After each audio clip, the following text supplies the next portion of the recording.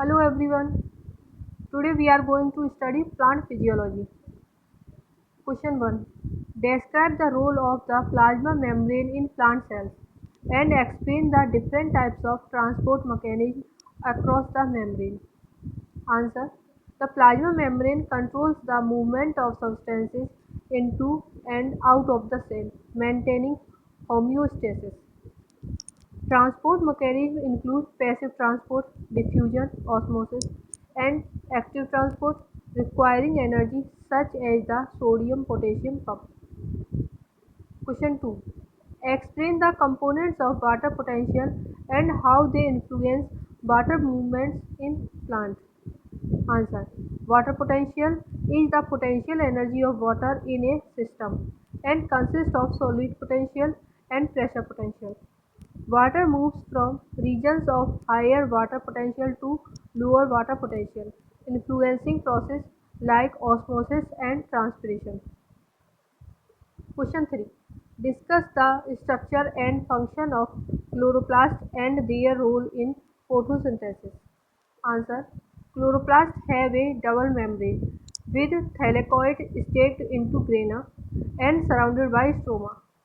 They contain chlorophyll, which captures light energy to drive the light reactions of photosynthesis, producing ATP and NADPH, which are then used in the Calvin cycle. Question 4. What are the essential macronutrients and micronutrients for plant growth? Describe their functions and deficiency symptoms. Answer.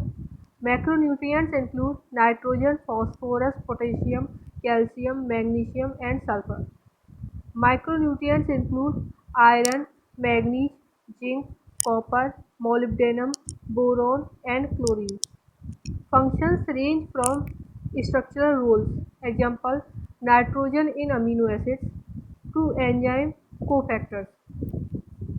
Deficiency symptoms can include chlorosis, stunted growth, and necrosis. Question 5. Outline the steps of the Calvin cycle and explain how C4 and CAM plants differ in their photosynthetic pathways. Answer. The Calvin cycle involves carbon fixation, catalyzed by Rubisco reduction phase, producing G3P, and regeneration of RUBP. C4 plants separate carbon fixation and the Calvin cycle spatially, while CAM plants separate them temporarily to minimize photorespiration and water loss. Question 6. Describe the process of glycolysis and its significance in plant respiration. Answer. Glycolysis is the breakdown of glucose into pyruvate, producing ATP and NADH. It occurs in the cytoplasm and provides energy and metabolic intermediates for cellular respiration and biosynthesis. Question 7.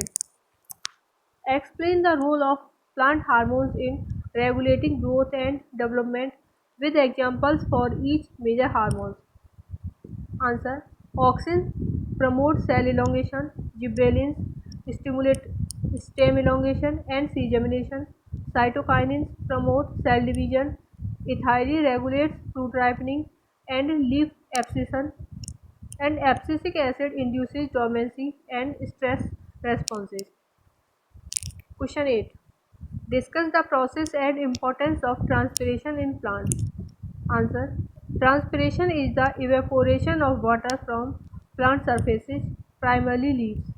It drives the uptake of water and minerals from roots, cools the plant and maintains turgor pressure. Question 9. How do plants absorb and transport mineral nutrients from the soil? Answer. Plants absorb nutrients through root hairs via active transport and facilitated diffusion. These nutrients move through the xylem to other plant parts, driven by transpiration and root pressure. Question number 10. Explain the light reaction of photosynthesis, including the roles of photosystem 1 and 2. Answer. Light reaction occurs in the thylakoid membranes where photosystem second absorbs light, splits water molecules and generates ATP. Photosystem 1 absorbs light and produces NADPH. Both ATP and NADPH are used in the Calvin cycle. Question 11. What are the main differences between primary and secondary metabolites in plants? Provide example of each. Answer. Primary metabolites are essential for growth and include carbohydrates, proteins and lipids. Secondary metabolites are not directly involved in growth but aid in defense and reproduction. Examples include alkaloids, example caffeine, terpenoids, example menthol, and phenolics, example flavonoids. Question 12. Describe the mechanism of phototropism and gravitropism in plants. Answer. Phototropism is the growth response to light mediated by auxin redistribution causing cells on the shaded side to elongate. Gravitropism is the growth response to gravity with root tips sensing gravity and redistributing auxin to promote differential growth. Question 13. Discuss the physiological responses of plants to drift stress. Answer. Plants respond to drift by closing stomata to reduce water loss, accumulating osmoprotectants to maintain cell turgor, and upregulating stress-responsive genes. Long-term adaptations include developing deeper root systems. Question 14. How do C4 and CAM plants adapt to their respective environments? Answer.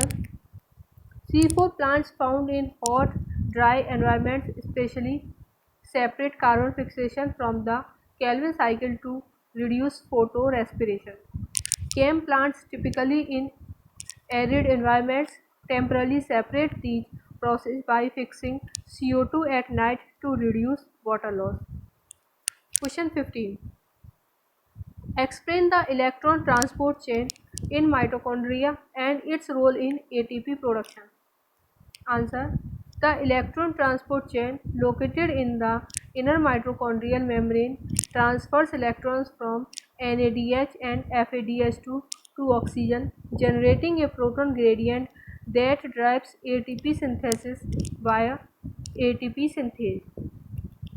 Question 16. What are the main types of plant movements and what physiological process drive them? Answer. Plant movements include turgor movements driven by changes in cell turgor pressure, example opening and closing of stomata, and growth movements driven by differential cell elongation, example phototropism. Question 17.